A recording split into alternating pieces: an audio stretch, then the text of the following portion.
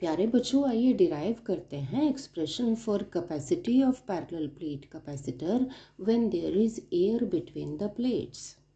ये parallel plate capacitor है। ये इसकी दो कंडक्टिंग प्लेट्स हैं, x और y। a is the area of each plate and d is the distance between the plates. Suppose हम प्लेट x को plus q units of charge देते हैं। By electrostatic induction minus q charge appear हो जाएगा इसके inner side पर और plus Q charge appear हो जाएगा इसके आउटर साइड पर, जो कि फ्लो कर जाएगा ग्राउंड में जब हम इसको ग्राउंड कर देंगे। तो अब ये दो प्लेट्स हैं जिनके कि एक पर पॉजिटिव चार्ज है और दूसरे पर इक्वल नेगेटिव चार्ज है। हमने पढ़ा था कि अगर दो प्लेट्स हों इक्वल और अपोजिटली चार्ज्ड और जिनके एक साइड पर चार्ज हो, तो इलेक्ट्रिक फील्ड सेटअप हो जाता है बिटवीन टू प्लेट्स, जिसकी की इंटेंसिटी है sigma over epsilon naught, where sigma is the charge density of on either plate. तो ये फील्ड जिसकी की डायरेक्शन है फ्रॉम पॉजिटिव टू नेगेटिव और इंटेंसिटी है sigma over epsilon naught volt पर मीटर। ये यूनिट कैसे आया? सिग्मा चार्ज डेंसिटी चार्ज पर यूनिट एरिया, यूनिट होगा कूलम पर metre square. Absolute permittivity of air, epsilon naught का यूनिट कूलम स्क्वायर पर न्यूटन पर मीटर स्क्वायर। ये एक कूलम कैंसिल हो जाएगा, इसको हम ऐसे लिख लेंगे कूलम। न्यूटन को हमने ऊपर लिख लिया न्यूटन पर कूलम। इसको मल्टीप्लाई कर दें मीटर से और डिवाइड कर दें मीटर से। ये न्यूटन यूनिट है फोर्स का, न्यूटन मीटर हो गया वर्क या एनर्जी का, तो एनर्जी का unit joule, newton metre is equal to 1 joule, joule पर कूलम। इस मीटर को ऐसे लिख लिया। जाउल पर कूलम होता है इलेक्ट्रिक पोटेंशियल या पोटेंशियल डिफरेंस का यूनिट। जाउल पर coulomb is equal to volt, तो ये वोल्ट पर मीटर। अब ये एक्सप्रेशन हमने डिराइव किया था ये कंसिडर करते हुए कि ये प्लेट्स जो हैं वो इनफाइनाइटली लॉन्ग है। अब इनफाइनाइट तो रिलेटिव टर्म है। हम क्या करते हैं, हम कंसिडर कर लेते हैं plates of large size separated by very small distance, that is a is very large as compared to d square। तो लार्ज साइज्ड प्लेट्स कंसिडर करके ये फॉर्मूला वैलिड हो जाएगा। दरअसल ये इलेक्ट्रिक फील्ड जो है वो यूनिफॉर्म होता है between the plates except at the edges. Edges पर ये कुछ इस तरह का हो जाता है। एजेस पर फील्ड डिस्टॉर्ट हो जाता है, सराउंडिंग स्पेस में ये इस तरह से एक्सटेंड हो जाती हैं लाइंस। इसी तरह से दूसरे एज पर, इसको कहते हैं फ्रिंजिंग इफेक्ट या एज इफेक्ट।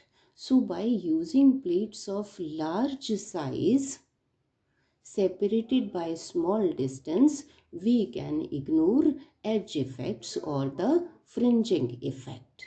चलिए अब फाइंड आउट करते हैं expression for capacity. Capacity equal to charge over potential difference या इलेक्ट्रिक पोटेंशियल। चार्ज को हम लिख सकते हैं, हमें पता है sigma is equal to charge पर यूनिट एरिया, तो Q is equal to sigma into A. तो चार्ज को हमने लिख लिया सिग्मा इंटू ए। अब V को क्या लिखें?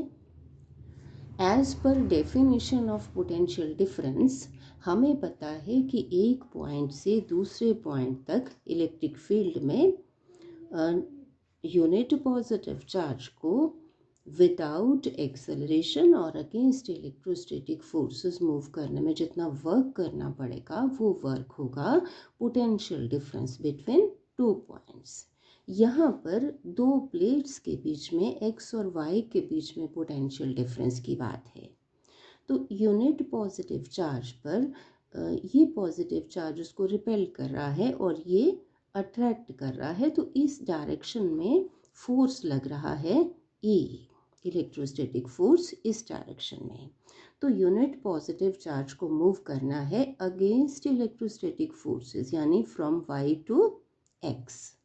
अब दूसरी बात है कि विदाउट एक्सेलरेशन मूव करना है। एक्सेलरेशन को ज़ीरो करने के लिए नेट फोर्स जो है वो ज़ीरो होना चाहिए यूनिट पॉजिटिव चार्ज पर। वो कैसे होगा? इलेक्ट्रोस्टैटिक फोर्स एक्ट कर रहा है इस डायरेक्शन में, तो एक्सटर्नल एजेंट को फोर्स लगाना होगा इस डायरेक्शन में। कितना फोर्स? E। तो फोर्स हो गया E। डिस्प्लेसमेंट कितनी है? डिस्प्लेसमेंट है D। तो एक्सटर्नल एजेंट को फोर्स किस डायरेक्शन में? इस डायरेक्शन में E फोर्स, डिस्प्लेसमेंट भी इसी डायरेक्शन में। तो E into D into cos angle between E vector and D vector is 0। तो इतना वर्क करना पड़ेगा यूनिट पॉजिटिव चार्ज को y से x तक मूव करने में। इस वर्क को कहते हैं potential difference between the two plates here.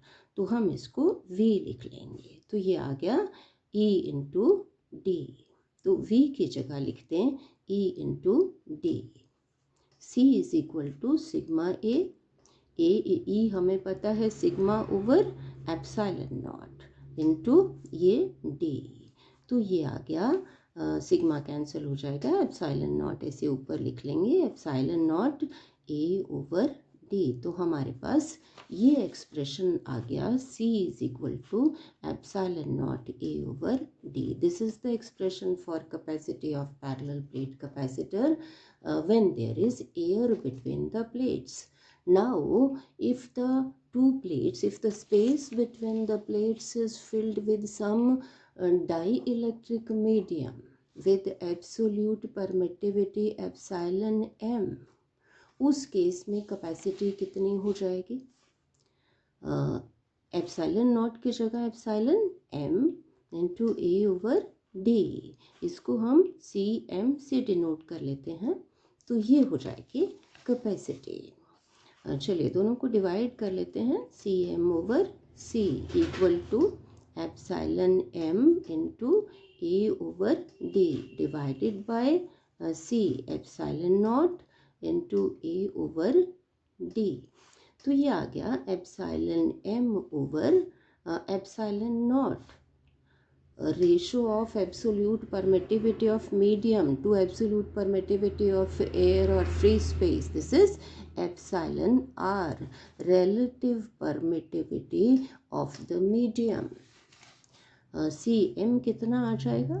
Equal to epsilon r into ये C इधर। मतलब कि अगर मीडियम हो प्लेट्स के बीच में तो कितने टाइम्स हो जाएगी कैपेसिटी? एप्सिलॉन r टाइम्स हो जाएगी। तो final result CM is equal to epsilon r into C की value epsilon not into A over D। चलिए आप डिस्कस करते हैं कि किन किन फैक्टर्स पर डिपेंड करेगा capacity of parallel plate capacitor. Capacity of parallel plate capacitor depends upon A, area of the plates. C is directly proportional to A. A ज़्यादा होगा तो capacity ज़्यादा होगी।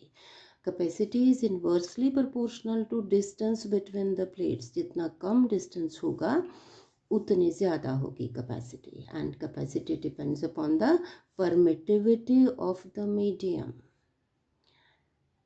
So, बच्चों, I am sure you have followed. Thank you.